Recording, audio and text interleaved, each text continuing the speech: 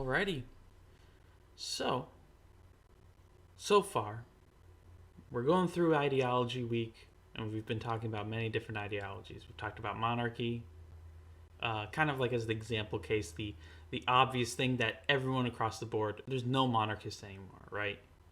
No one's like, but that king stuff, that was pretty cool. Like, maybe in fantasies and stuff like that, but in an actual country, not gonna happen. And then we went to fascism. Because fascism was kind of like the updated, upgraded version of monarchy. And it fixed a lot of the things that monarchy had wrong with it. Not really. Kinda, I guess. But still pretty terrible. Much more efficient about being having the safety and security, though. But that's just hurt one person to help another, right? And then we talked about socialism.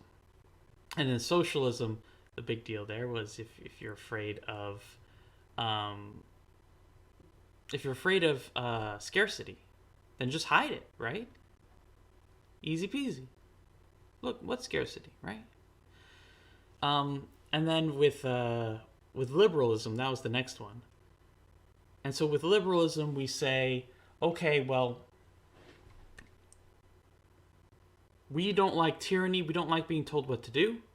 And still, instead of one person telling us what to do, now everyone gets to tell us what to do. So much better. But now we don't have any of those. Now we have neoliberalism. Now, what is neoliberalism? Neoliberalism, it's kind of like a combination of that big three: fascism, socialism, and liberalism. It's combining all of them. Where in liberalism, it's kind of a free-for-all. Everyone gets to tell everyone else what to do.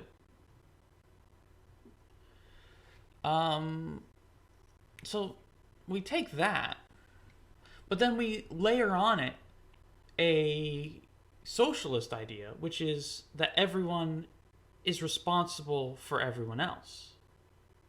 And so now in the way in which people tyrannize each other is precisely saying, well, I'm going to tyrannize you so that way I can pay for this person's expenses. There you go. And then you have fascism, right? How does that work into the picture? Well, fascism says that you give up everything you have and everything you are to the state. Everything is in the state. And so it is. And so that's why we have this big, giant military. In charge, pretty much, it's the biggest in the world. And it's pretty much the military of the world. At least half of it. The half that agrees with us, or is too afraid to say different. And so we have the giant military of fascism. We have the social programs of socialism. And we have the winner take all, every man for himself, everyone gets to be a tyrant of liberalism. We get to combine all of those. And that's because in a neoliberal society like the one we live in, everyone has a different fear. Some are afraid of being conquered.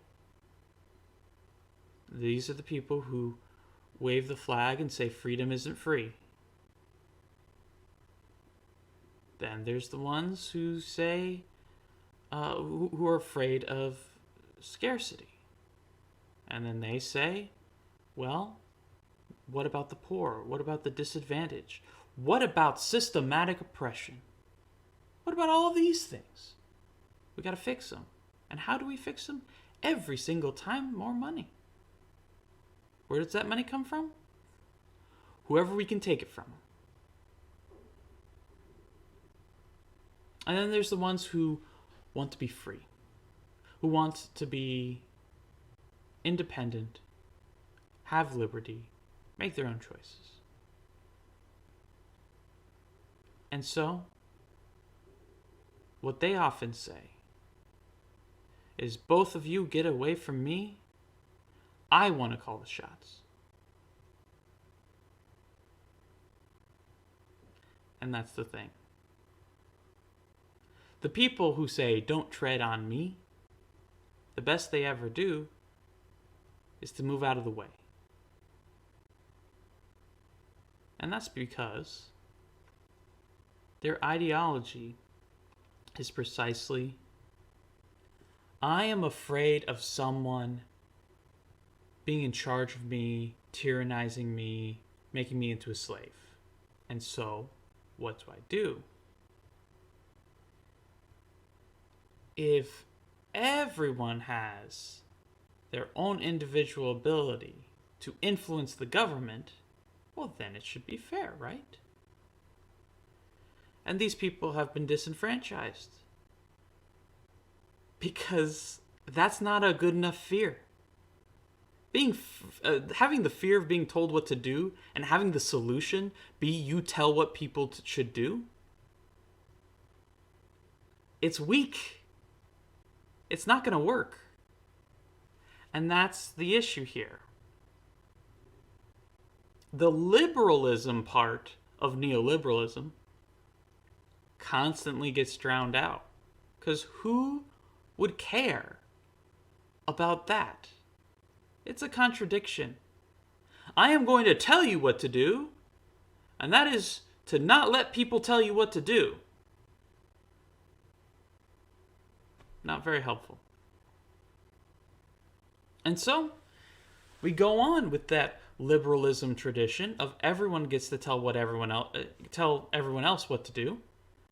And we have the system where we can create laws democratically. And so as long as the majority agrees with it, then the tyranny's okay. Yes, that's liberalism. And so neoliberalism is when you take this liberalism system that is weak and prone to issues, not representing minorities, not representing the people that currently have it hard. You take that system and then you say, alrighty, let's bring in some fascists who want fascist things and are actually willing to go the lengths to make it happen. And then you bring in socialists who want socialist things and are actually willing to make it happen. And then you put those two together, and where they meet, that's the center of politics. And so, you have fascism and socialism coming together to make neoliberalism.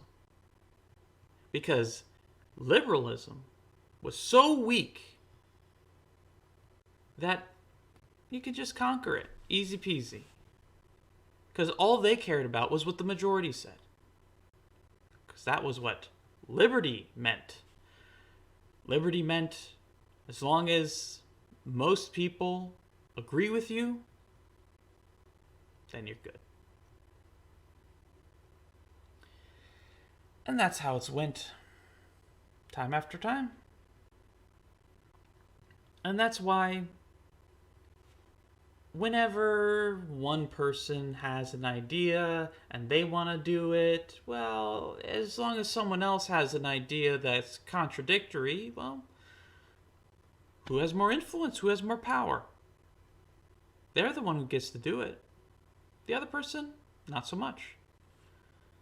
And so, if you have someone with a an ideology that has a base fear in it, it's going to seep in. And so the greatest strength of liberalism was always that the fear was not as visceral. It was visceral at the time when there was monarchy, when there was slavery, when everyone was a slave. But now that you're not an obvious slave, it's not as visceral anymore. Some people still feel it. Some people still understand that as long as you work for someone, you're not working for yourself. And so maybe you're only 20% a slave, or 40% a slave, but you're still a slave. And those taxes, same deal. You can be, 33% a slave, and then, you made a little bit less money. Oh, you're only 20% a slave this year. Congratulations, aren't you so happy? Oh, but you start making enough to be in that ruling class, that elite. Well, then you're 0% a slave. Then you're not a slave at all. You see, that's how it goes. Under liberalism, no one's actually free. You just get to pick your master. And that's kind of just because that's how the world works. You get to pick your master. And you get to say no to anyone you want to say no to. They just might not like that. And so it's not that liberalism is wrong. It's that liberalism is weak. There's no reason to follow it. Because it has no core values. The fear of being a slave is only visceral if you're a slave. If you're not a slave, then what's so bad about it? Someone telling you what to do? Well, then I don't even need to think about it. And that's what neoliberalism is. It's saying that the fear of being tyrannized is much weaker than the fear of being conquered or the fear of having too little. And that is precisely why it's neoliberalism. Because liberalism was too weak to be on its own. And so it did get conquered. Because it didn't care about that. And now resources are being redistributed. Because it didn't care about that. The core value of liberalism was, as long as there's no king, I'm okay. That was the founding fear and belief, was as long as I'm not obviously a slave, I can move on. And so as long as you're 10% a slave and not 100, then you're okay. As long as you're only a little bit tyrannized, then it's okay. And that is the world we live in right now. Where those small tyrannies, those small oppressions build up. And people are becoming more and more discontented. But they don't have a single thing to point at. Because after all, there is no single tyrant. There's millions of tyrants. There's more tyrants than you can count. And that is precisely why we're in the situation we're in. Because liberalism says everyone's created equal. But it doesn't say that telling other people what to do is inherently bad. Doesn't believe that. Never believed that. Right from the get-go, the liberalists told people what to do. Like I said about George Washington, with the Risky Rebellion, he put that rebellion down so they could pay the same tax that they had a whole revolution over. Because it's not about getting to do what you want with liberalism. It's all about not having a tyrant. And that is why the president is as weak as they are.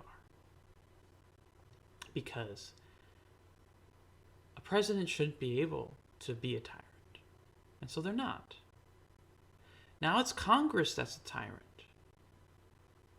Now it's, the judicial system allows the tyranny, the Congress writes up the tyranny, and then the president enforces the tyranny. You see, there's so many people involved in the tyranny, it must be okay. And that is how the thinking goes with neoliberalism.